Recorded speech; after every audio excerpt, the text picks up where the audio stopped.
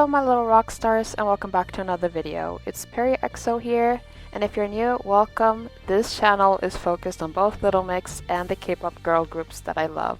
I hope you will have a great time watching this video.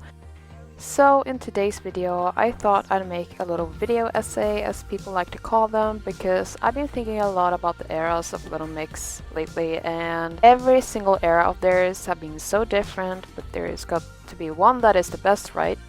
Even though all of their eras were so much fun in their own way, there's one era I think most of us can agree was their most successful one, but also the most fun and the most dedicated one. I will go through some points about why I think this era in particular was the best one. This is both from my personal opinion, but also based on how I've seen the big majority of the fandom say as well, so let's get started. Like the title says, this video is about why the Glory Days era was their best era ever. I'm so glad I was able to experience this era live as it was happening. I could say that for all their eras, really. I was able to experience the end of the DNA era until the very end, which I'm very grateful for. The Glory Days era lasted from 2016 until around the end of 2017, I believe, because Woman Like Me, which was the lead single of Ot4, was released in 2018. So the era was long one, and because they did so much during this era, and if you're like me, living the era as it was active, you're lucky because it was the peak of Little Mix, let's be honest.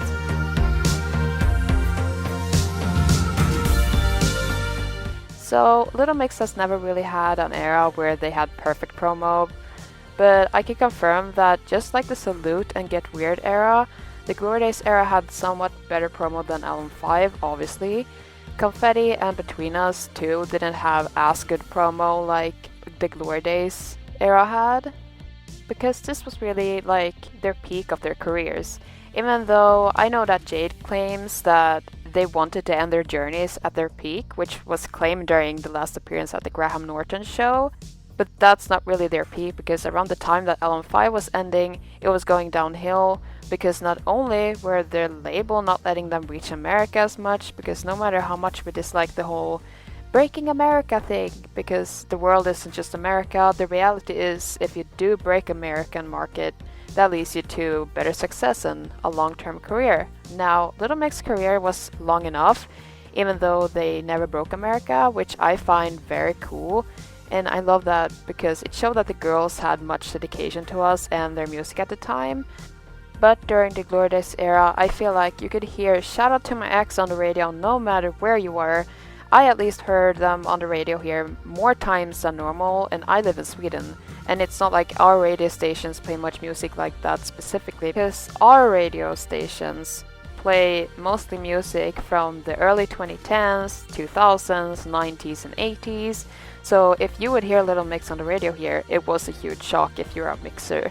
And not only that, I would even hear it in the grocery stores because they play music there, but it was always like the bad music they used to play, but then you would eventually hear "Shout Out to My Ex" or "Touch." That was a whole shock to hear. I feel like that's the time where their music was getting even more recognition due to the fact that they got somewhat decent promo. So the amount of interviews and fun games they did during this time was a lot. I know they did so much of that during the Ot4 era as well, but this video is about the Glory Days era, isn't it? However, but they did a lot of interviews during this era, and it was interesting questions. Heck, they even did a whole documentary, and that itself was not something that Little Mix would usually do. And I love that, because during this time you could see that the girls had their most fun together and their friendship was the tightest around this time. I feel like even though we all know they had bickering going on behind the scenes, even like you know that they had this whole picture perfect picture of their friendship, right? Like they would always be like, "Oh, we never fight," but that's so unrealistic. We know those girls had moments they were bickering, but they refused to admit that for some reason.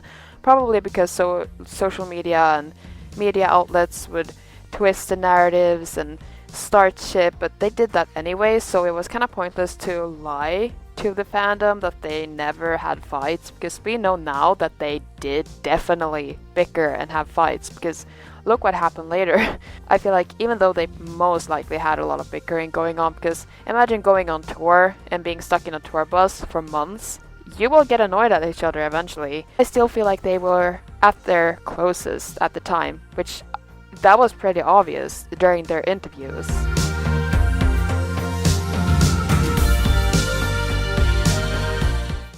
As mentioned, they did a whole documentary about the Glory Days era and tour and all that stuff. You got to hear them describe each other's personalities and what they like about each other, their friendship, what they thought about the whole thing with going on tour, their hard times, their happy times, emotional times, you name it. It was the whole thing. And like Jade said in the Glory Days documentary, this was their most busy year yet. This year is definitely a massive year for Little Mix, mostly because everything's just sort of exploded, like everything's bigger than it's ever been. We're more famous now, we're more successful, and I feel like now we've reached that peak, we have to sort of stay there, so it's even more pressure than before. It was indeed so much happening during this time round, because they appeared on shows, they had so many performances everywhere, including the famous Brits 2017 performance, performing Shout Out to My Ex. And now what makes this era even more special is because they won their first ever Brit Award, so that makes it a tiny bit more special. And now I know they won the Best Group Award in 2021, but I feel like even though that itself is also huge, I feel like it was even more special when they won their first one, because you could see how happy they were, and they were still a 4.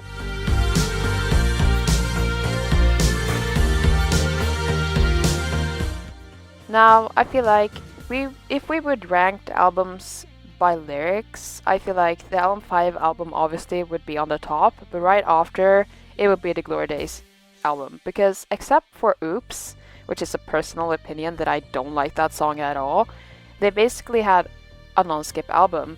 And the whole vibe of the Glory Days album was like if summer was an album. And I think many of you can agree with me on that. The whole vibe of the Glory Days album is so perfect, because imagine it's a hot July day, you're sitting down relaxing in the sun, drinking something really cold and just relaxing and enjoying the slight breeze in the air. It's just perfection. It's like this whole album is a mix of the summer feeling with the strong touch of get it? Touch? With the strong touch of the Little Mix friendship, because this album in particular is what I think screams Little Mix the most. Now, I prefer when Little Mix did more of their darker concepts and R&B sounds.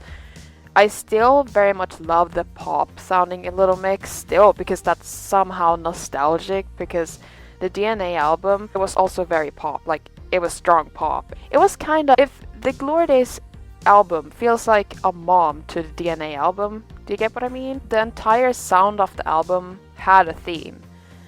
I feel like if we compare this album next to the Confetti album, the Confetti album looks very randomized. Even though I love that album, it looks very random compared to the Glory Days album.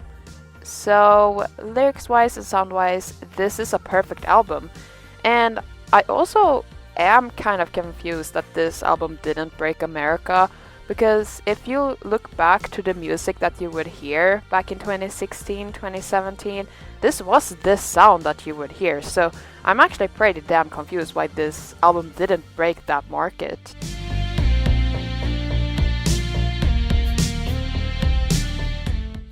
The Glory Days tour, the beloved tour that many of us love. That tour, I think, is the third best tour of theirs on my personal ranking list, because the whole set list was actually very good. The outfits were amazing, the live vocals were amazing that wasn't pre-recorded or lip-synced. They did have incredible high notes, and the moments on stage are adorable. The interactions on stage, you could see how fun they had together. And this was the biggest tour, I think, because they had the most international dates around this time. because I know that this was the last time they were here in Sweden. Sadly, I didn't get to see them, which I will always hate, by the way, but that was the last time they were here. It was overall such a good tour, and you can tell they put so much hard work and dedication into it, and it didn't feel rushed at all. That's definitely not shade to the confetti tour.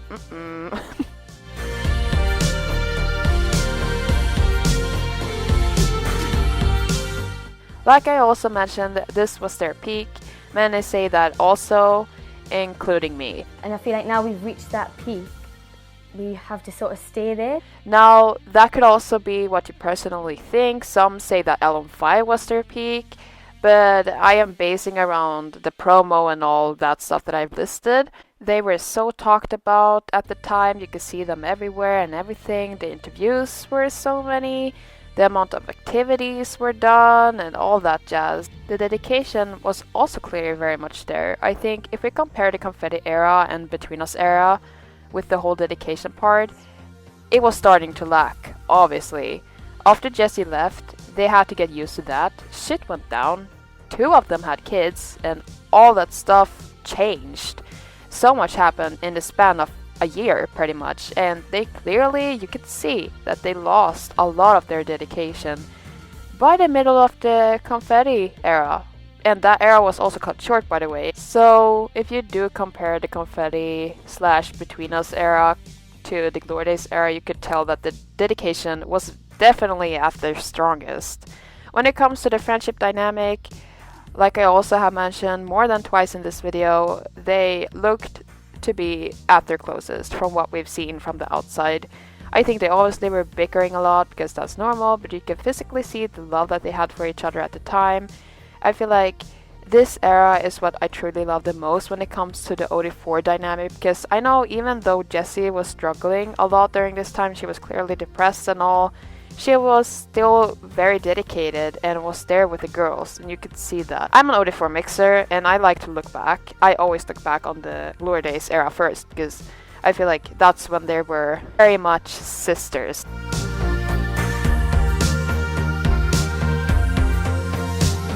So many memories were made during this era, and they broke a lot of records as well. Their music was at their best quality almost. You'd see them everywhere. The Glory Days documentary was released. The merch was actually really decent. They did so many signings, they met so many mixers, and the fandom was the most united around this time. They won their first Brit Award, they performed at Madison Square Garden for the first time, which was a huge dream of theirs. They also went on tour with Ariana Grande at the time for her Dangerous Woman tour. The Glory Days album was also their first ever #1 album, which is huge. So the conclusion we've come to is that this was their best era. It was their peak, and I'm glad this era exists. It's so fun to look back on, and I'm glad I was able to experience it. I think personally that the album 5 era would have been on the top if some things had been improved, such as promo for an example, but here we are. I have planned to make a video on their quote-unquote worst era, or better worded, not so great era. Basically an opposite video of this one, so look forward to that. Thanks so much for watching this video. I will see you again in the next video. Hope you have a great day or night, and I'll see you soon!